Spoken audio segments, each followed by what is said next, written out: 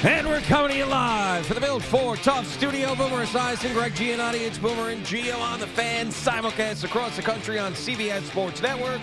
And wherever you are, the free Odyssey app. Good Monday morning. Not the greatest wild card weekend so far. Of course, we got one more game tonight with the Vikings and the Rams, but some bad football. It just was some non-competitive football until last night. You got a little bit of an exciting game, and I wonder, does it have to do with the fact that we've got a longer schedule now and everybody plays Thursday night games and there's so many games overseas where you get to this point in the season and some of these playoff games just aren't what we remember? Well, we'll see what happens at divisional playoff weekend, because there is at least one matchup there that people cannot wait to see, and that's going to be the Ravens traveling to Buffalo. Good morning, Boomer. How are you? Yeah, good morning, Jay. I'm doing well. You know, last year the wild card round wasn't great either. There was only one really decent game last year as well. And, I mean, I kind of feel like that's the trend, and wait till they go to 18 games. And they move this thing all the way until President's Day when the Super Bowl is going to be played. Yeah, it's definitely happening, right? On that weekend. I feel like it's on its way there. I mean, the NFL Players Association has got to okay all this stuff,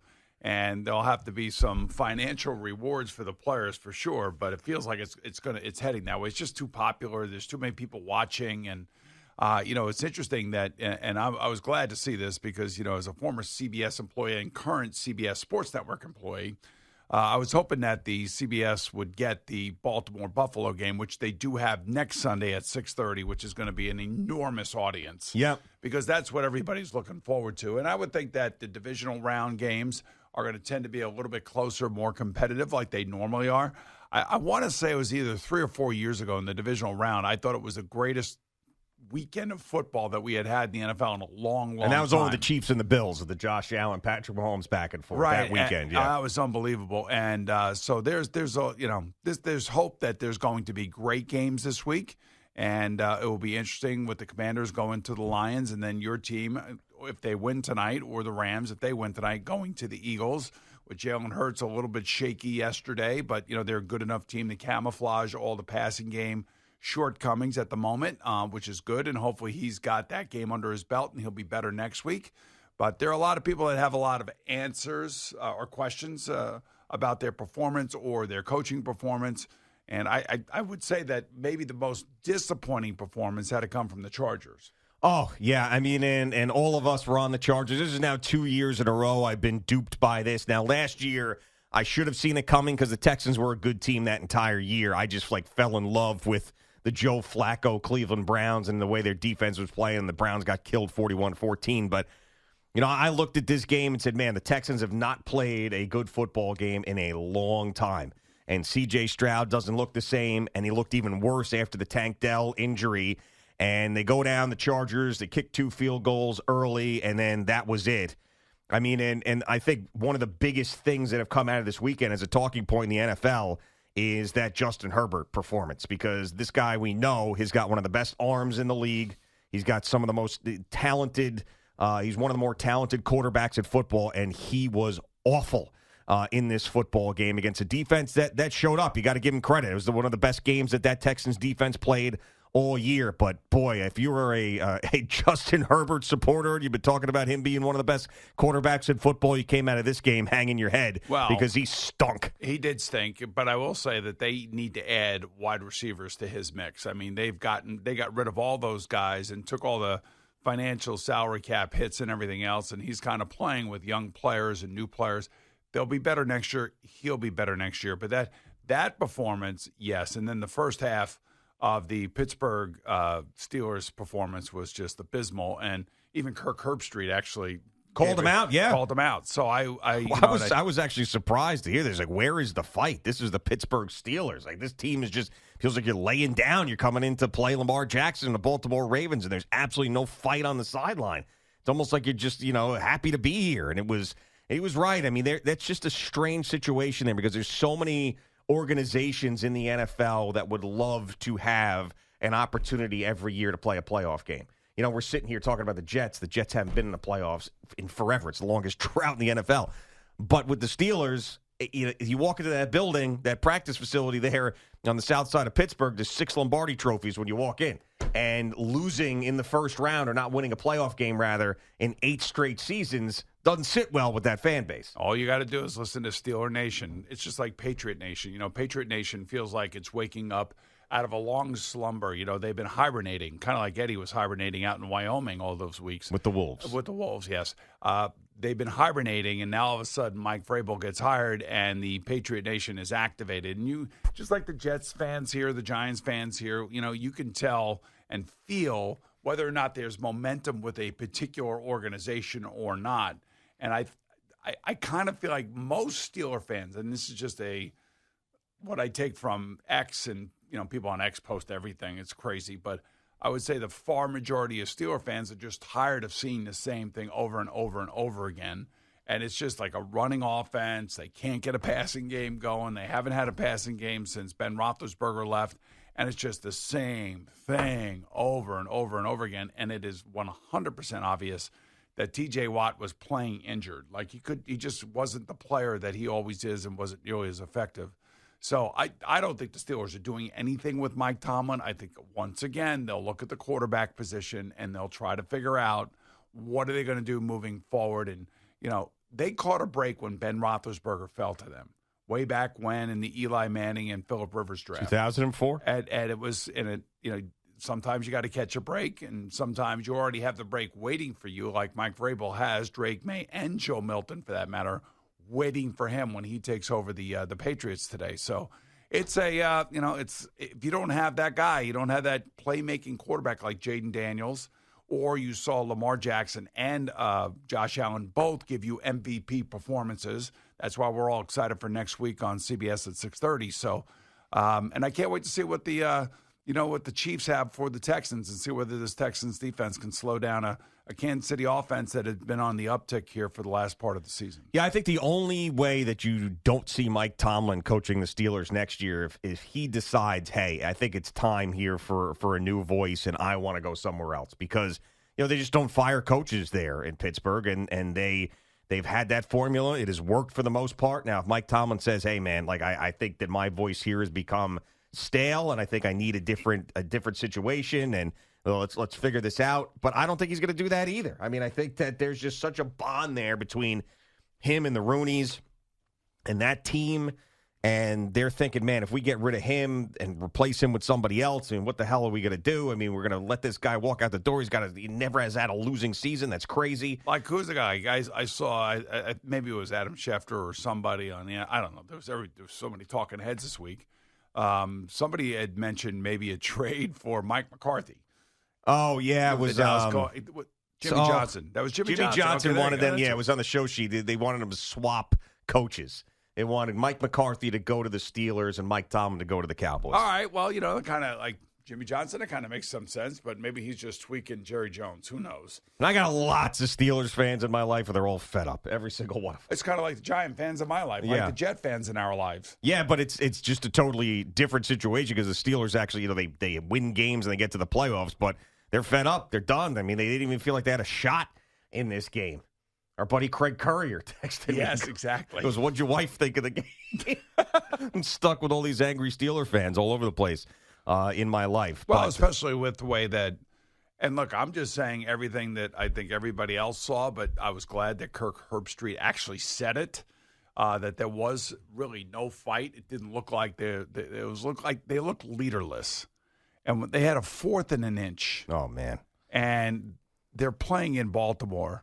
I mean, if you are a believer in your team and you want to give them an opportunity to show whether or not you can win the game or lose the game, I mean, you got to go for it. I mean, it was just really, really interesting the way that, like, Collinsworth was talking about Dan Quinn last night, the head coach for the Commanders, and how he was approaching the game. And Dan Quinn said, look, man, Tampa Bay is a possession-oriented team, and if they hold on to the ball and keep it away from us, then, I can't play the game that way. I got to be thinking aggressive. I got to be thinking how many times we're going to get the ball. And really what turned out last night is that Tampa Bay only ran 44 plays. And that's the coach of the Washington Commanders thinking ahead before the game started. And I love that Chris went into that because so many coaches don't do that. And that's obviously why Dan was hired for a second time here with the Commanders. But, like, how does Mike Tomlin not think about who they're playing against, the most explosive offensive player in football, and you're not going to go for it on a 4th and an inch, and you're on the road, and a lot of people don't think you're going to win anyway. By punting in that situation, it's almost like you told your team, we ain't winning anyway. Yeah, no, absolutely. I was floored when that happened, especially, I mean, this day and age with NFL head coaches, I think, 31 out of 32 would have gone for it in that situation, and Mike Tomlin was the only one who didn't. Well, maybe it's because he's been there a long time. I don't know. Maybe he feels like, let's play it safe. Let's play the percentages, and maybe the percentages were like 52 to 48 or something in favor of, punting it. I don't know. But it just... There's an emotional aspect to every football game that you have to play into. And, again, I just go back to Chris's explanation at the beginning of the game last night about Dan Quinn, the Commanders head coach, and how he was thinking about coming into this game. And I always tell you that, for every coach, depending on who you're playing, where you're playing, how the game is playing out, that will determine your decision-making maybe later on in the game. But going into the game, you already have a preconceived notion of how you think you want to play this game out simply because of your opponent. And if your opponent is like the number one offense in football and you got a quarterback that's running all over the place, you got a running back that is going to, steamroll your team, you got to do something to keep those guys off the field, which is what Dan Quinn said about Tampa Bay last night. And they executed it from Washington, and Pittsburgh did not maybe think that way going into the game. So, therefore, they end up getting steamrolled.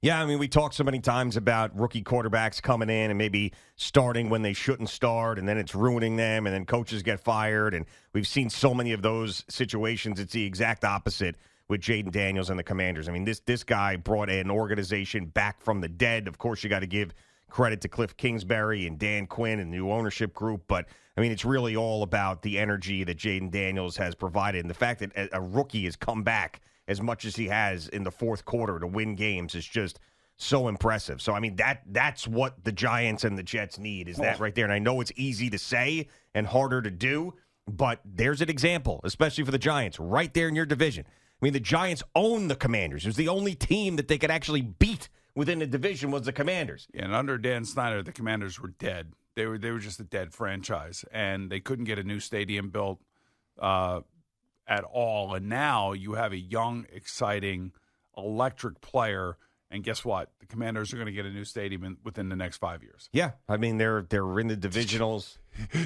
Did you see him getting hit out of bounds? You see how he went flying? Yeah. Now, I don't know why there wasn't a penalty call there. That was close. But I will say this.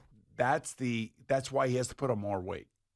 Right. Well, here it is right here. Yes. Because, I mean, he just – right, exactly. I mean, that is – but he very rarely puts himself in those positions, though. Yeah. Like, been watching a ton of him this year because of fantasy stuff. He very rarely is he taking hits like that. And he also is a guy, too, that doesn't – he, like, falls forward when he runs. He doesn't slide. So that's another one of those things where it actually protects himself a little bit better because he like dives at the feet of these guys and they're not going for his head. But yeah, he very rarely. But that was jarring to see him just get launched in that situation. Well, that's put on another 15 pounds. He's going to look great next year. And by the way, I don't know if you felt this way. I felt this way. The first half of the Ravens-Steelers game, I don't necessarily know or remember Lamar Jackson being that fast. He was like shot out of a cannon in this first half against Pittsburgh. And you remember he was saying last week, like, I got to calm myself down. Yep. That was anything but a calm Lamar. That was an electrified Lamar. And, his MVP credentials were on display from start to finish. And, the next Sunday is going to be unbelievable in Buffalo. That is just going to be – that would be the game of the year at this point. We thought that the Lions-Vikings was going to be the game of the year. The game of the year has to be this one because you got two quarterbacks that are playing their best football of their careers, and Baltimore killed Buffalo earlier in the season. So this would be a little bit of a revenge spot for the Bills. Sure. But I do think my initial thought is that Baltimore is the bigger, more physical football team. But then again, Josh Allen is Superman. You got two guys in their prime playing, as you said, the best football of their career. There's no way this game is going to be a dud. This game is going to be a great game. I would be shocked if this game is won by more than 4 points by any one of these teams. After this really kind of tough wild card weekend of watching 4 of those games that were brutal, that's what you're thinking of is next week. And hopefully tonight is an interesting game and a fun game, so then you end on 2 good games because you had last night with the Commanders and the Buccaneers was a good one. Maybe you get a good one tonight, but I think everybody's salivating. Plus, you got 2 matchups next week that, they're more than a touchdown favorite. We're with the Lions and the Commanders and then the Texans and the Chiefs. So, I don't think many people believe that the Chiefs are going to lose or the Lions are going to lose. So that game is really going to be the one that everybody's going to be focused on, and then we'll see who ends up going to Philadelphia. And Philadelphia, by the way, I think they're a hell of a lot better than the way they played yesterday. Well, Jalen Hurts is not right. He just doesn't look right. He's coming off of a 2.5 game, or missing 2 games, I guess it is, due to concussion. He was dirting some balls yesterday, which, is a little disconcerting. And A.J. Brown only had 1 reception. Yeah, and he was reading a book on the sideline. Well, I guess he's done this for a while. That's what he said, but you're telling me this is the first time that was ever caught is this week in a playoff game? I'm sure he's read it in the locker room or whatever, but someone would have caught that on the sidelines. We're sitting there reading a book. Do you think he brought it? So was this in the second half last night when they showed this? Yes, I think so. It was. Yeah. So maybe he was a little disgusted. And then he brought the book out with him after halftime and said, I'm going to bring a book out. If they're not going to use me, I might as well read a book. You never know with these guys. Now, he basically said, oh, you guys caught me. I'm like, That is so obvious. Right. That how could a broadcast not see that? Exactly. That's what I'm saying. We did an Eagles-Giants game this year, and I was on that sideline the entire time, and I was watching all the star players. Never once did I see A.J. Brown sit down with a book. And you would have seen it. Of for course. Sure, yes. At all these Eagles games that are on, and the big national TV games, and the standalone games that they have, you're telling me not once they've caught him with this book? He says he does it all the time. There was definitely a message. And plus, we know that Jalen Hurts and him have had issues in the past as well. Which when you think about all the things that have been said about those 2 guys over the last 2 months. Yeah. And then all of a sudden, here's an NFL football player. And I'm not saying guys don't read books. They read books. Of course they do. But pulling out a book, I've seen everything. I have seen everything. I have never seen that. Every year there's something, whether it be Antonio Brown stripping down naked and walking off the field, to a wide receiver reading a book on the sideline. If that was one of your guys back in the day in a playoff game and you saw that. I don't know what I'd say to it. I'm like, what are you doing? I'm like, let's look at the coverages. Back in the day, we only had those printed out video pictures. Yeah, and it's like a motivational book is what it was. So it's not like he was sitting there and reading Moby Dick. It was not that it really matters. He's still reading a book, but it's like some sort of motivational book to get him going. So it looked like he'd read it before. It was weathered, but that was 100% him sending a message, just like you said, hey, you're not going to throw the ball to me. You're going to target me 1 time. 2 times in a game. I'm going to sit here. I'm going to read. I'm going to bring my book out that I have in my bag in the locker room. Yeah. And I'm going to sit here and I'm just going to read it just to make sure everybody knows that I'm here. I'm just not being used. Yeah, like next week he's going to bring out an easel and a canvas and just start painting something. Just keep it going. All right, Boomer and Gio on the Fan and CBS Sports Network.